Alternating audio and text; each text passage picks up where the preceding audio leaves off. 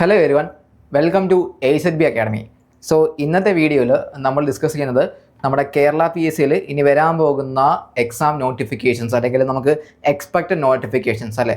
അപ്പോൾ നമുക്ക് നോട്ടിഫിക്കേഷൻസിൽ അല്ലെങ്കിൽ എന്തൊക്കെ വരാൻ സാധ്യതയുണ്ട് അതനുസരിച്ച് നിങ്ങൾക്ക് എന്ത് ചെയ്യാൻ പറ്റും, പ്രിപ്പറേഷൻസ് മുന്നോട്ട് കൊണ്ടുപോകാൻ പറ്റും അല്ലേ. ഏതൊക്കെ നോട്ടിഫിക്കേഷൻസ് ആണ് വരാൻ സാധ്യതയുള്ളത് അല്ലേ, അതായിരിക്കും നമ്മൾ ഇന്നത്തെ ഒരു വീഡിയോയിൽ നോക്കുന്നുണ്ടാവുക. അപ്പോൾ നമുക്ക് എന്തൊക്കെയാണെന്ന് നോക്കാം. ഒന്ന് നമുക്ക് 10th ലെവൽ നോട്ടിഫിക്കേഷൻസ് അല്ലേ, 10th ലെവൽ ആ ഒരു കാറ്റഗറി നമുക്ക് എന്തൊക്കെ എക്സ്പെക്ട് ചെയ്യാന്ന് പറഞ്ഞാൽ, ഒന്ന് നമുക്ക് വേരിയസ് LGS എക്സാംസുകൾ നമുക്ക് എക്സ്പെക്ട് ചെയ്യാൻ പറ്റുന്നുണ്ട് അല്ലേ.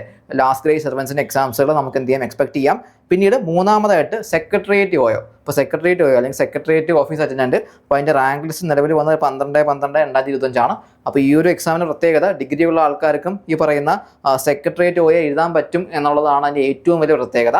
ഇനി അതേപോലെ തന്നെ നമുക്കിപ്പോൾ എല്ലാവരും കേൾക്കുന്ന പോലെ ഹൈക്കോർട്ട് അസിസ്റ്റൻ്റ് എക്സാം ഈ വർഷം നോട്ടിഫിക്കേഷൻ വരുമെന്ന് പറയുന്ന പോലെ തന്നെ നമുക്ക് എന്ത് ചെയ്യാം, ഒരു ഹൈക്കോർട്ട് OYO എക്സാം എന്ത് ചെയ്യാം, അല്ലെങ്കിൽ OYO എക്സാമിൻ്റെ നോട്ടിഫിക്കേഷൻ നമുക്ക് എന്ത് ചെയ്യാം, എക്സ്പെക്ട് ചെയ്യാം. അല്ലെങ്കിൽ ഹൈക്കോർട്ട് അസിസ്റ്റൻ്റ് ഓഫീസ് അറ്റൻഡൻറ്റിൻ്റെ പരീക്ഷയും നമുക്ക് എന്ത് ചെയ്യാം, എക്സ്പെക്ട് ചെയ്യാം. അപ്പോൾ ഇതൊക്കെ നമുക്ക് ഈ പറയുന്ന 10th ലെവൽ നോട്ടിഫിക്കേഷൻസിൻ്റെ കാറ്റഗറി നമുക്ക് എക്സ്പെക്ട് ചെയ്യാൻ പറ്റുന്ന പരീക്ഷകളാണ്. അപ്പോൾ ഈ ഒരു ഏരിയാസൊക്കെ പരീക്ഷ വരാൻ സാധ്യതയുണ്ട്. അപ്പോൾ നിങ്ങൾക്ക് എന്ത് ചെയ്യാം, പ്രിപ്പറേഷൻസ് തുടങ്ങാം, വരാൻ സാധ്യതയുണ്ട് പരീക്ഷ.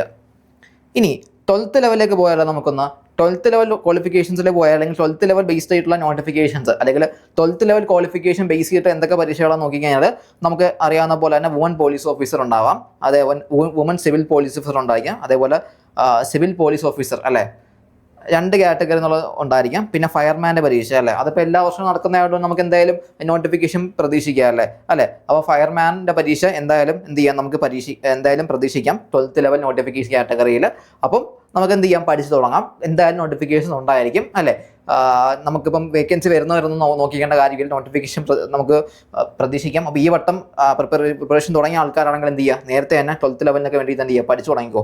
ഇനി ടീച്ചിങ് നോട്ടിഫിക്കേഷൻസ് ആണെങ്കിൽ നമുക്ക് എന്ത് ചെയ്യാം, ഈ LPSTൻ്റെ പ്രതീക്ഷിക്കാം. ഡിസ്ട്രിക്ട് വൈസ് ആണ്, അത് ഓൾറെഡി എല്ലാ ആൾക്കാർക്കും അറിയാവുന്ന പോലെ തന്നെ. പിന്നെ റാങ്ക് ലിസ്റ്റിൻ്റെ കാര്യമായിട്ട് കൊടുത്തിട്ടുണ്ട്, കണ്ടല്ലോ. 31/5/2025 റാങ്ക് ലിസ്റ്റുമായിട്ട് ബന്ധപ്പെട്ട് അറിയേണ്ട ഒരു പ്രധാനപ്പെട്ട കാര്യം എന്ന് പറയുന്നത്. അപ്പോൾ അതിൻ്റെ നമുക്ക് LPSTൻ്റെ നമുക്ക് എന്ത് ചെയ്യാം, ഒന്ന് പ്രതീക്ഷിക്കാം. ഇനി അതുപോലെ തന്നെ UPSTൻ്റേത് നമുക്ക് എന്ത് ചെയ്യാം, പ്രതീക്ഷിക്കാം. റാങ്ക് ലിസ്റ്റിൻ്റെ കാര്യം ഇവിടെ പറയുന്നുണ്ട്, October 10 ഇവിടെ പറയുന്നത് അല്ലേ.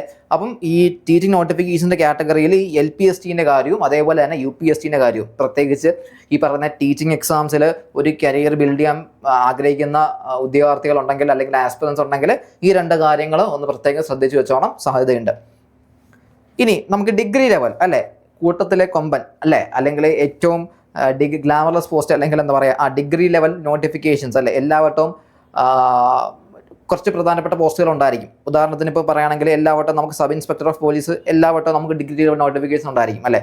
അപ്പം ഈ സബ് ഇൻസ്പെക്ടർ ഓഫ് പോലീസ് കൂടാതെ അല്ലേ, അത് നമുക്കറിയാലോ, ഒരു വർഷത്തെ കാലാവധിയാണല്ലോ ഈ പറയുന്ന SIയുടെ ലിസ്റ്റ് അല്ലേ. അതിപ്പോൾ ഓപ്പൺ മാർക്കറ്റ് ആണെങ്കിലും ആംഡ് ആണെങ്കിലും. അപ്പോൾ അത് കൂടാതെ നമുക്ക് ഇനി വരുന്ന ഡിഗ്രി ലെവലിൽ നമുക്ക് പ്രതീക്ഷിക്കാൻ പറ്റുന്ന ഒരു ഗ്ലാമറസ് പോസ്റ്റ് എന്ന് പറഞ്ഞാൽ, ഒരു വട്ടം ഓൾറെഡി കേരള PSC കണ്ടക്ട് ചെയ്ത LSDI സെക്രട്ടറിൻ്റെ നോട്ടിഫിക്കേഷൻസ് വരാൻ സാധ്യതയുണ്ട് അല്ലേ. അതിൻ്റെ നോട്ടിഫിക്കേഷൻസ് എന്ത് ചെയ്യാൻ സാധ്യതയുണ്ട്, വരാൻ സാധ്യതയുണ്ട്. അപ്പോൾ അതുകൊണ്ട് എന്ത് ചെയ്യാം, അതും എന്ത് ചെയ്യണം, ഒന്ന് പ്രത്യേകിച്ച് എന്ത് ചെയ്ത് വെച്ചോണം, ഒന്ന് നോട്ട് ചെയ്ത് വെച്ചോണം. ഓക്കെ, അപ്പോൾ അതിൻ്റെ റാങ്ക് ലിസ്റ്റിൻ്റെ കാര്യം ഇവിടെ പറയുന്നുണ്ട്, കണ്ടല്ലോ.